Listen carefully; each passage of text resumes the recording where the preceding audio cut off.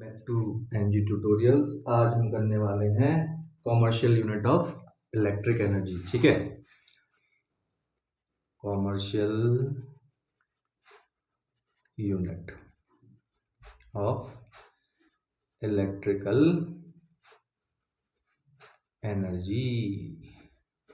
Last time तक हमने power का फॉर्मूला पढ़ लिया था। पावर का फॉर्मूला क्या था? P equals to W/T। ठीक है, अब क्योंकि वर्क डन जो होता है वो एनर्जी की ही बराबर होता है।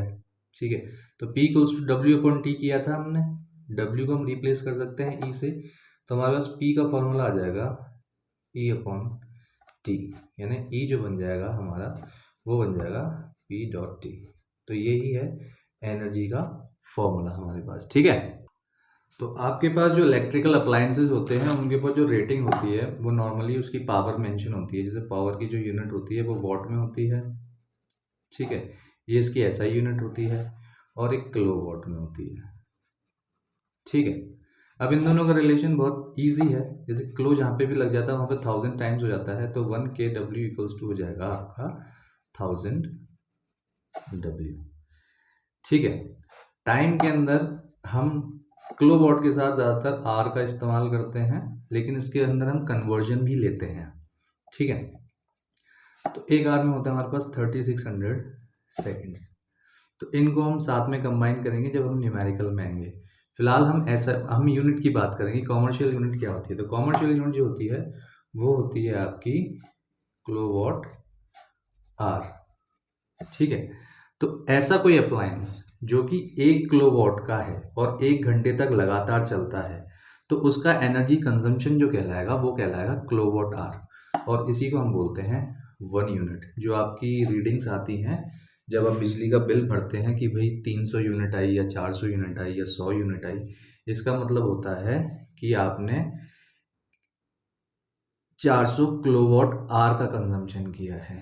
यानी कोई अप्लायंस था जो 1 किलोवाट का था और 1 घंटे तक चला था, तो वो जो कंज्यूम करेगा वो 1 यूनिट करेगा। तो यहाँ से हमें डेफिनेशन मिल जाती है कॉमर्शियल यूनिट की। ठीक है, तो हम बोलेंगे kilowatt hour can be defined as amount of energy consumed by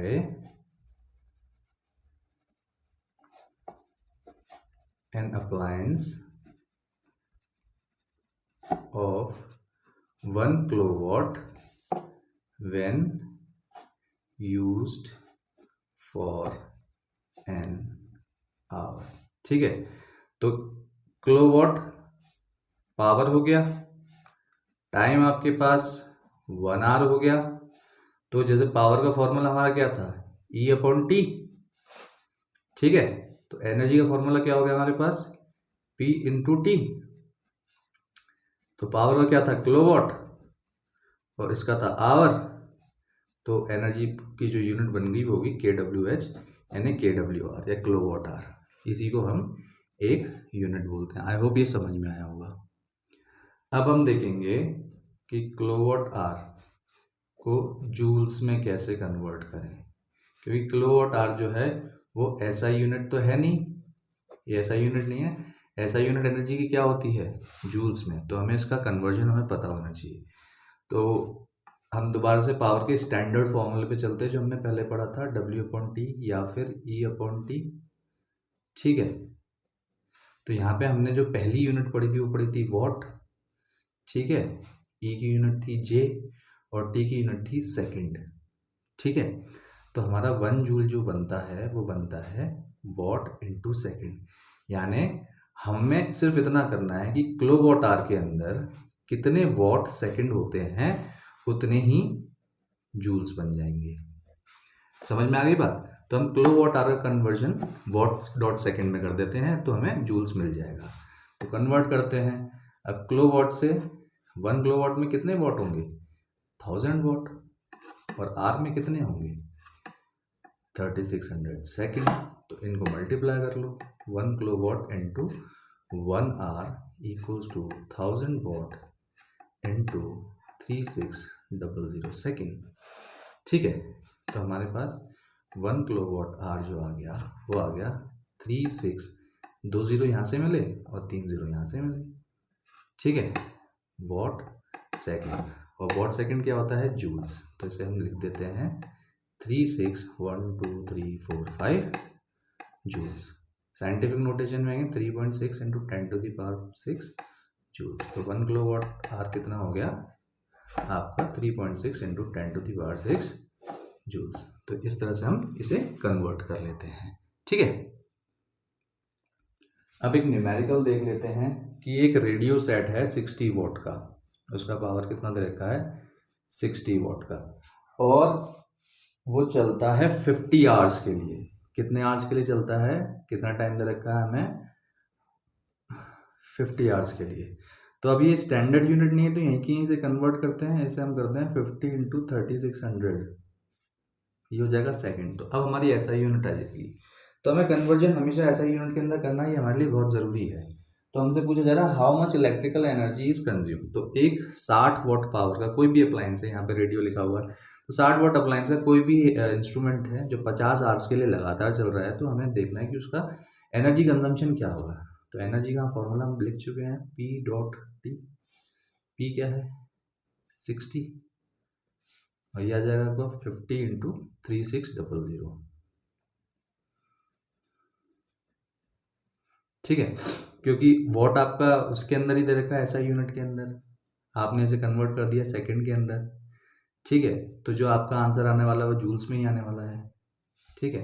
तो 6 5 या 30 कर देते हैं इसे, 6 5 या 30, और यहाँ का 36 ले लेते हैं, और बाकी जीरो को एक साथ लिख लेते हैं। 1 2 3 4 जीरोज हैं हमारे पास, और 1 2 3 4 जीरोज है, ठीक है। 3 6 जार 18, 3 3 जार 9, 108, इसका जीरो आ गया, और इसके भी 4 जीरो आ गए, 1 2 3 4, ठीक है। साइंटिफिक नोटेशन में जाएंगे तो यहाँ पे पॉइंट लग जाएगा 1.080। यहाँ से हमें कितनी पावर मिली? 3 की, और यहाँ से हमें मिली 4 की पावर, तो 3 + 4, इसे लिख देंगे 1.080 इंटू 10⁷ जूल्स। तो आपका एनर्जी कंजम्पशन कितना हो गया? 1.080 10⁷ जूल्स। आई होप आपको ये समझ आया होगा। एक और क्वेश्चन देख लेते हैं जिसके अंदर हम वोल्टेज और करंट को लेके बात करेंगे, क्योंकि बात तो इलेक्ट्रिकल पावर की चल रही है। तो एक करंट है जो 4 एम्पियर का है, फ्लो कर रहा है, ठीक है। और जो कार की हेडलाइट है, flows through a 12 volt car headlight. जो हेडलाइट है आपकी कार की उसमें 12 वोल्ट है, ठीक है। और ये चलती है आपके 10 मिनट के लिए, टाइम हो गया आपका 10 मिनट्स, ठीक है। तो हमारे पास पावर का फॉर्मूला V और I के साथ क्या था? P = VI। अब यहाँ पे आपको देखेंगे कि ये भी एम्पियर में है, आपके स्टैंडर्ड यूनिट है, ये वोल्ट में, ये भी स्टैंडर्ड यूनिट है। टाइम जो है वो 10 मिनट्स में, इसे कन्वर्ट कर लेते हैं सेकंड में, तो 10 इंटू 60 हो जाएगा, तो यह 600 सेकेंड। अब यहाँ पे आते हैं हम एनर्जी के लिए। एनर्जी क्या होता है? P into T. P क्या है यहाँ पे? VI, तो यहाँ पे VI लगा देंगे, T का मल्टीप्लाई कर देंगे साथ में, ठीक है। तो आपका V क्या था? 12, ये क्या था? 4, और ये क्या है? 600, ठीक है। तो आप कैलकुलेट कर लो, 12 4 से 48, छोटे छोटे कैलकुलेशन करेंगे तो थोड़ा इजी हो जाता है ना। फिर 6 8 जार 40, 6 8 जार 48, 4 कैरी, 6 4 24, और 4 28, और 00, और यहाँ पे आप डैश मतलब से साइंटिफिक नोटेशन में कर लें 2.88। 4 चीज़ों को आप मतलब 4 नंबर्स को, डिजिट्स को आपने भेजा है उसके अंदर डेसिमल के पीछे, तो यहाँ पे 4 आ जाएगा। स्टैंडर्ड यूनिट में ही आंसर आने वाला है आपका, क्यों? क्योंकि सारी चीज़ें स्टैंडर्ड यूनिट में थी। तो आई होप ये आपको समझ में आया है। यहाँ पे हमने क्या देखा कि हमने करंट और वोल्ट की मदद से भी एनर्जी कंजम्पशन निकाल लिया, ठीक है। तो आई होप ये आपको समझ में आएगा। स्टैंडर्ड यूनिट में ही बात कर रहे हैं हम अभी तक, तो स्टैंडर्ड यूनिट का खास ध्यान रखें। अब हो सकता है कल आप जाके इलेक्ट्रिकल इंजीनियर, किसी बिजली विभाग के अंदर आप बन जाएं इंजीनियर, फिर आपको कैलकुलेट करना आना चाहिए कि बिजली का बिल कितना आ रहा है। तो बिजली का बिल कैसे हम कैलकुलेट करते हैं हम, अब उस टाइम पे हमने फिर से बोला कि कॉमर्शियल यूनिट तो हमारी 1 किलोवाट आ रहा है, तो हमारे लिए पावर किलोवाट के अंदर चलनी चाहिए, और टाइम जो होना चाहिए वो आर के अंदर चलना चाहिए, और जो भी रेट होगा वो हम सीधे मल्टीप्लाई कर देंगे किलोवाट आर के अंदर एनर्जी कंजम्पशन निकालेंगे। ठीक है, तो एक क्वेश्चन देख लेते हैं। तो एक क्वेश्चन लिखा हुआ है कि एक रेफ्रिजरेटर है जो कि 350 वोल्ट पे ऑपरेट करता है, यानी उसकी पावर क्या है 350 वोट। ठीक है, operates for 10 hours a day, और कितने दिन मतलब कितनी देर चलता है एक दिन में 10 दिन चलता है। ठीक है, calculate the cost of electrical energy to operate it for a month of 30 days, और जो मंथ है जिसके अंदर जिसका बिजली का बिल हमें बनाना है वो है 30 डेज का।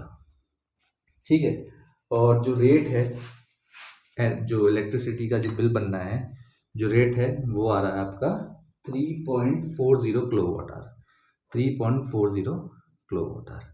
तो पहले हम एक दिन के अंदर इसका कंजम्पशन निकालेंगे। अब यहाँ पे आप देख सकते हैं जो पावर आपको दे रखी है ये 350 वॉट दे रखी है। ठीक है, इसे आपको किस में कन्वर्ट करना है, इसे आपको कन्वर्ट करना है किलोवाट में। अब जब छोटी यूनिट से बड़ी यूनिट की तरफ हम बनाते हैं तो डिवीजन में जाता है। आपको पता है वॉट से किलोवाट से वॉट बनाने के लिए 1000 का मल्टीप्लाई, तो यहाँ पे 1000 का डिवाइड होगा। तो मैं इसे लिख सकता हूँ 350 into 10 to the power -3 kilowatt. तो पावर हमारी किलोवाट में कन्वर्ट हो गई। टाइम 10 आवर्स ही है, टाइम तो 10 घंटे ही है। तो ये एक दिन का कंजम्पशन होगा। हमें पूरे मंथ का कंजम्पशन देखना है, तो वो है 30 डेज। तो फाइनली हम 30 डेज का मल्टीप्लाई कर देंगे। पहले तो हम देखते हैं वन डे कंजम्पशन क्या आ रहा है हमारा, वन डे कंजम्पशन। ठीक है, वन डे कंजम्पशन निकालते हैं।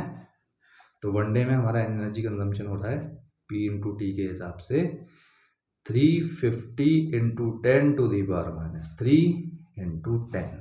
ठीक है, तो आप देखिए ये -3 है तो डेसिमल के अंदर जाएंगे 3 डिजिट्स यहाँ से, तो ये हो जाएगा ये।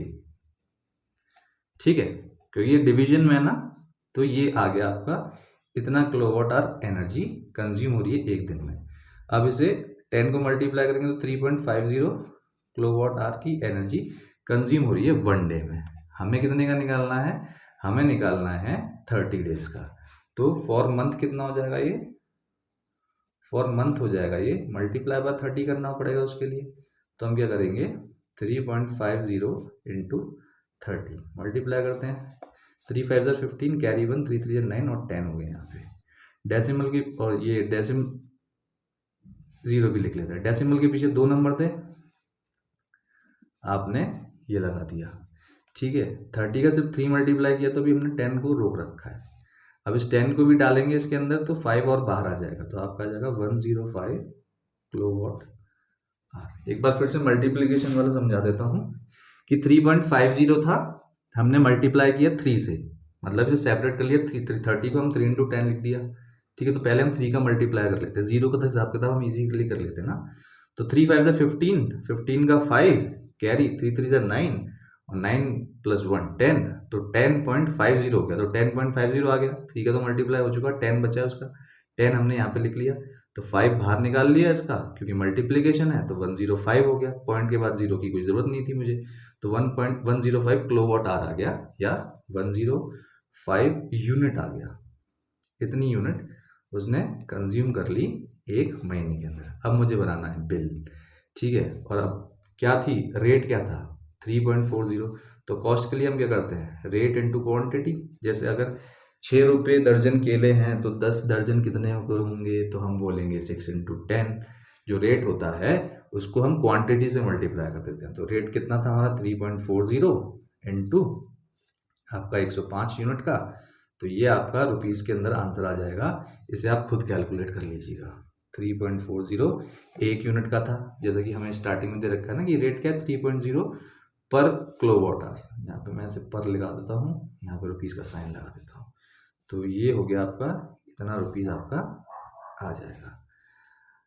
आप कैलकुलेट कीजिए खुद, इजी कैलकुलेशन है। मैं इसको लगाऊंगा तो अगले 2 मिनट और चले जाने हैं इस वीडियो के, है ना। तो आई होप ये आपको समझ में आया होगा किस तरह से कमर्शियल यूनिट हम कैलकुलेट करते हैं, किस तरह से हम उसका अगर हमें रेट दे रखा हो तो कॉस्ट निकालते हैं। मिलते हैं नेक्स्ट सेशन में हीटिंग इफेक्ट ऑफ करंट के साथ।